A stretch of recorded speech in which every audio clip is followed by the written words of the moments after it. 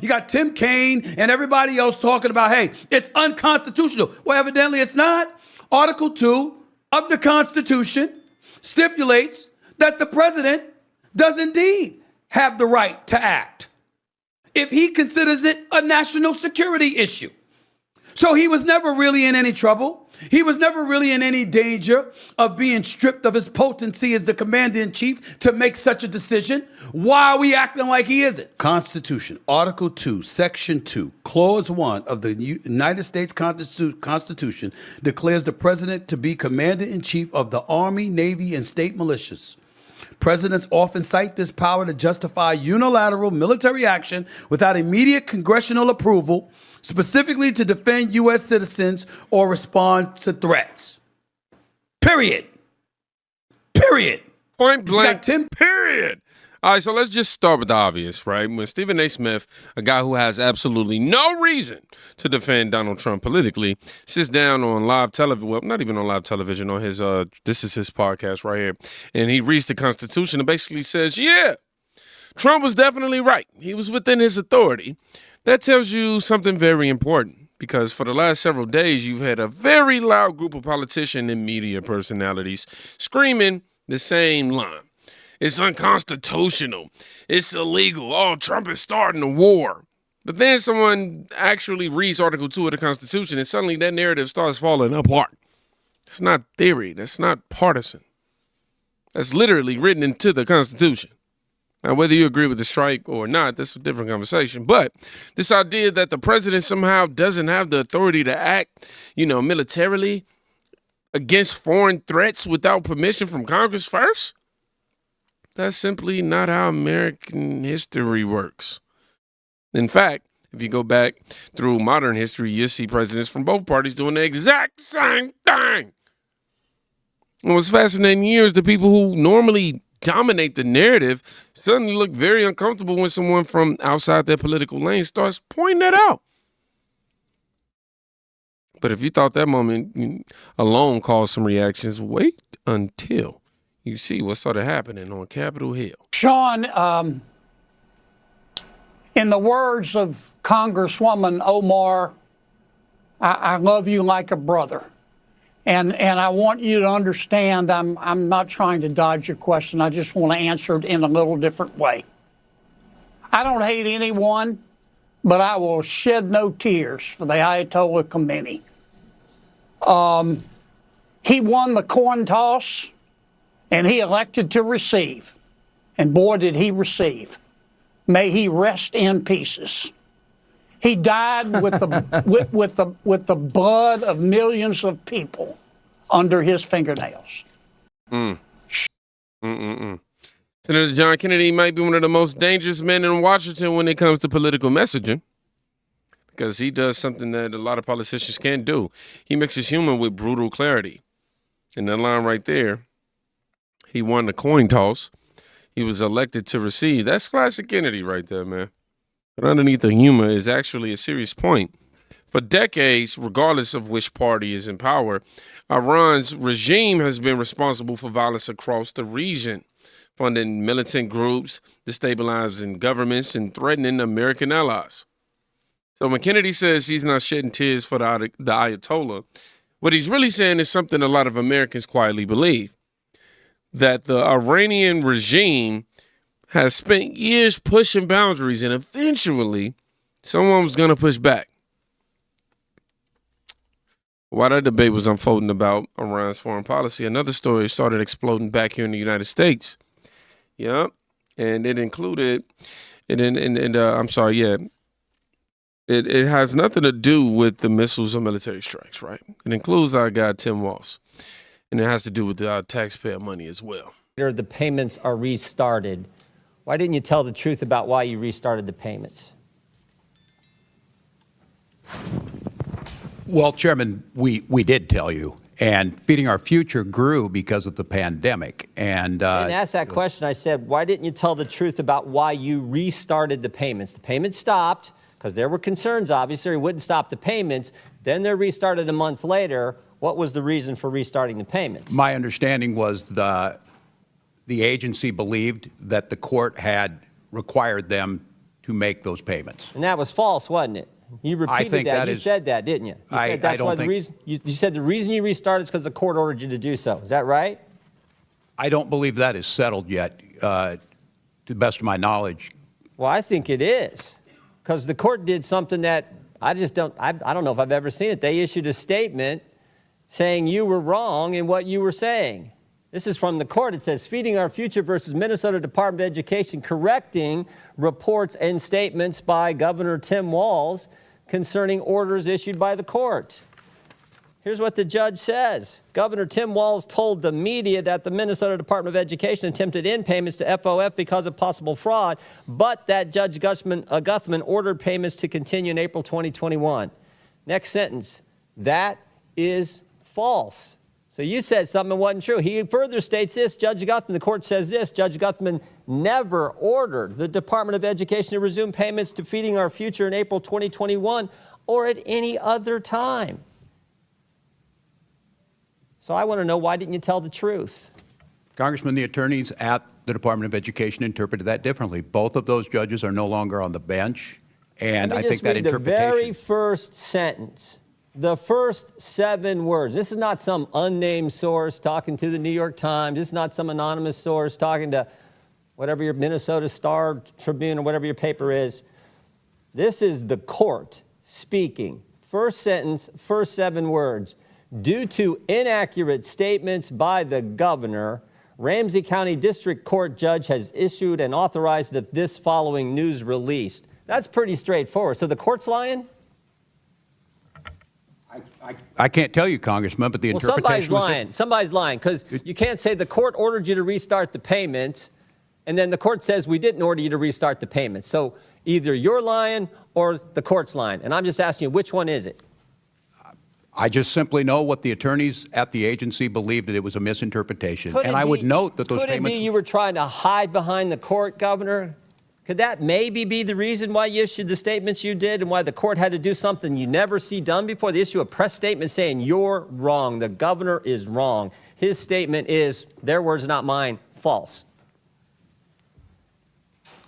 Could that be the reason? That was not the interpretation of the attorneys. And you know, court work, you can appeal those, Congressman, as you well know. I'm sure. Is it all about politics, Governor? No, it's about taking care of our people, which Minnesota does better than anyone else. $3 million. The behavioral intervention program went from $3 million to $400 million in 5 years. The housing stabilization went from $2.6 million to $104 million. The integrated community supports went from $4.6 million. Yeah. Now, this right here, this is the kind of moment that, drives politicians crazy, because congressional hearings are supposed to be simple. You ask a question, the witness gives a clear answer. But sometimes the questions are too simple. And when that happens, people start realizing something just isn't adding up. The Feeding Our Future scandal is one of the largest fraud cases involving pandemic relief funds in recent memory, right?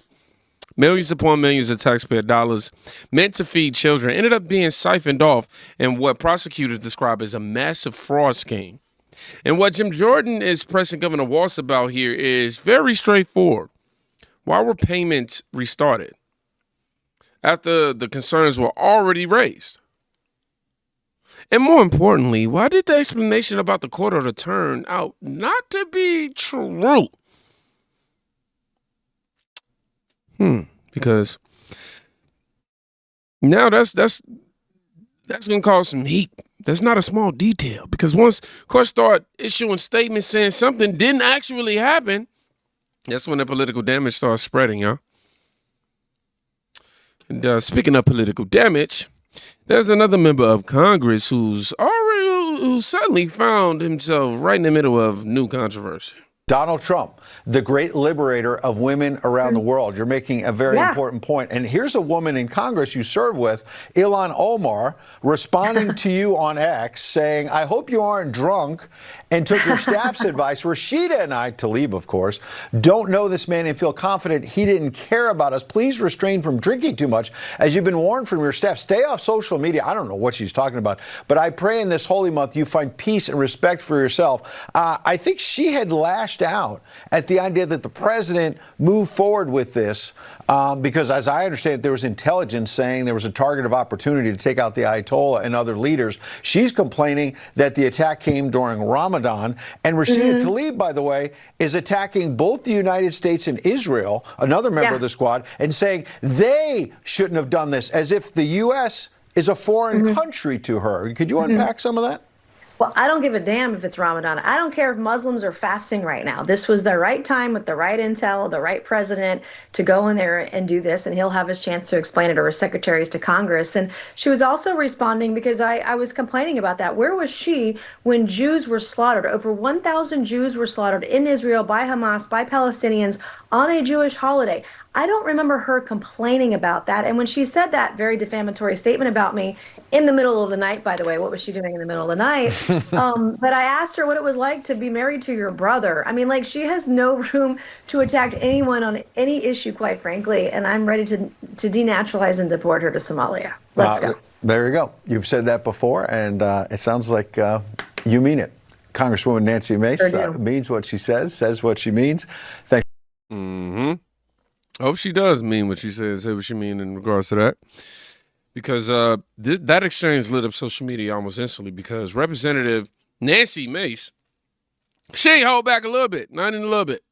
Now, whether you agree with her tone or not, one thing is undeniable. She said out loud what a lot of critics of Ilhan Omar have been arguing for years. Omar has been one of the most outspoken voices in Congress when it comes to American foreign policy in the Middle East. And after the strikes on Iran, she immediately criticized the timing, particularly because they occurred during Ramadan.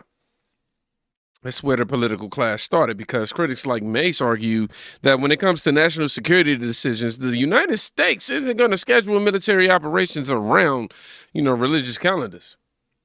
And that's where things escalated into a full-blown political fight, if you will.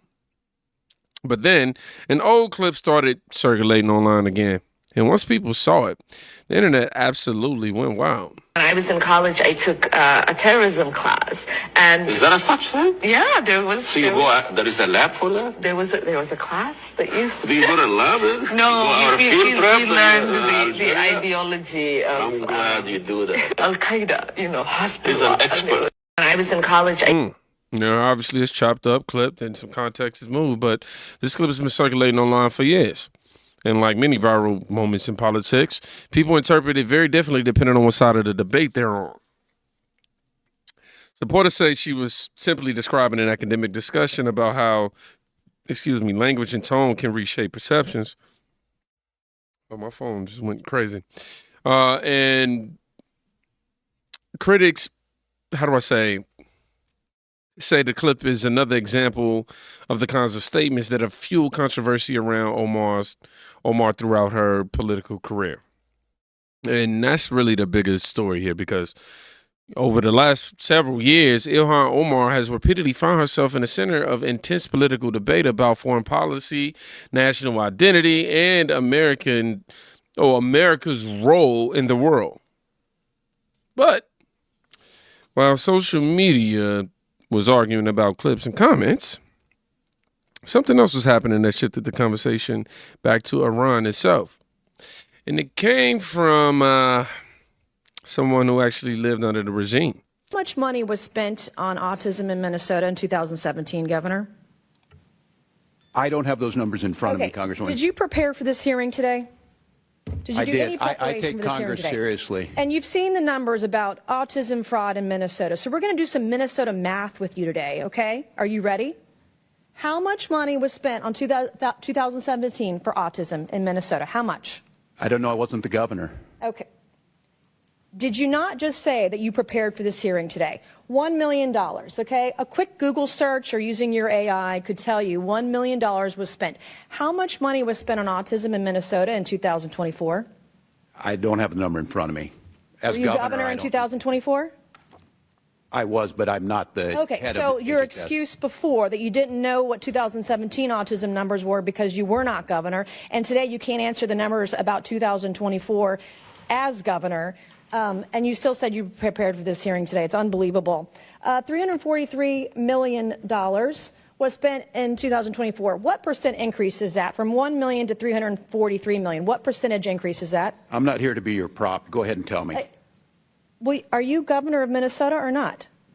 Yes, I am. I'm not. Well, when I'm I'm not a governor of prop for a South member Carolina, Congress. you can sure as hell bet that I'm going to know the math. The math is 34,200% increase, an increase of 343 times what it was in this time period. Do you know the number of children in Minnesota? I know that Minnesota ranked as a top 3 state for children in the last year. What is the total population in Minnesota? 5.7 million. Okay. What is the total population of children in Minnesota? I don't have the number in front of me right now. Are you governor of Minnesota? I know 400,000 were cut out of health care last week by the actions you made. Are you governor of Minnesota? I am. And you don't know the number of children residing in Minnesota? I don't have the specific numbers.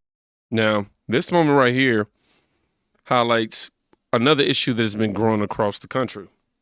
Government spending. Come on, man. It's like something is, whatever. When numbers increase 34,000% over a period of time, people are going to ask questions. And that's exactly what Congresswoman Nancy Mace is doing here. Not arguing about ideology, not debating political slogans, just asking basic oversight questions. How much money is being spent? How many people are in these programs, rather? And why did the spending increase so dramatically? Now, to be fair, officials often argue that increases in spending are tied to expanded services or growing needs. But when numbers get that big, taxpayers, they want answers. It creates moments like this, moments that start spreading all over social media. But the most explosive reaction of the entire debate might have to come from someone outside of American politics. Completely. An Iranian activist who had a very blunt message for U.S. politicians. I am tired of seeing some politicians here in America, especially Democrats, making this about their own politics, scoring political points like Kamala Harris. Suddenly, she kept quiet about the massacre. Suddenly, she found a voice condemning the targeted military strike against the killers. So when ordinary people get massacred, you don't have any problem? Who are you? Donald Trump has dragged us into a war the American people do not want. He has put American troops in harm's way. I unequivocally oppose this war of choice, and everyone should.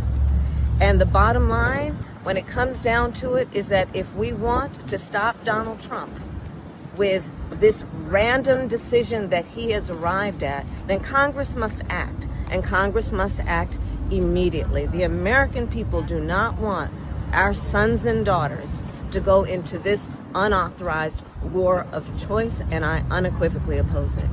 Thank you. Who are you? Who are you? Who are you? Seriously, who are you? That right there is a perspective you almost never hear in American political debates, because you know, she isn't speaking as a Democrat or a Republican. She's speaking as someone who has spent years fighting against the Iranian regime. And her argument is simple. Well, while politicians in Washington argue about strategy, well, she's not in Washington, thank God. But when politicians are arguing about strategy, there are people inside Iran who have been risking their lives protesting that government. And according to her, when American politicians suddenly condemn strikes against the regime while remaining silent about those protests, it sends a pretty confusing message. Now, that criticism wasn't aimed directly at Kamala Harris, but it also reflects a larger divide that has opened up in American politics about how to deal with Iran. And that debate only intensified when she decided to double down on them remarks. Donald Trump has dragged us into a war the American people do not want. He has put American troops in harm's way.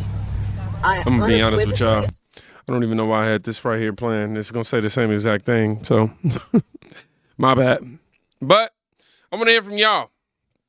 Do y'all think that the strike on Iran was justified, or do you think Congress should have been involved first? Let me know. Also, if you made it to the end of this Video, I want you to write, let's see, what can we write? Put, who are you? Yes. Who are you? Question mark. Y'all be safe. Go check with somebody today. You can quite literally be saving their life. Peace.